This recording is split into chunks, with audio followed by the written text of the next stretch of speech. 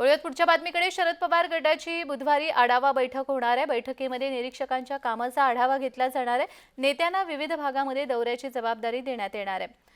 राष्ट्रवादी काँग्रेस शरदचंद्र पवार पक्षाची उद्या म्हणजेच बुधवारी आढावा बैठक आहे। राष्ट्रवादी काँग्रेस शरदचंद्र पवार पक्षाकडून निरीक्षकांची नेमणूक करण्यात आली होती। या निरीक्षकांच्या कामाचा आढावा हा या बैठकीमध्ये घेतला जाणार आहे। त्यासोबतच या बैठकीमध्ये प्रमुख नेत्यांना राज्यातील विविध भागामध्ये दौऱ्यांची जबाबदारी देखील देण्यात येणार आहे। या बैठकीला जयंत पाटील, रोहिणी खडसे, हर्षवर्धन पाटील, जितेंद्र आव्हाड, सुप्रिया सुळे ही नेते मंडळी उपस्थित राहतील।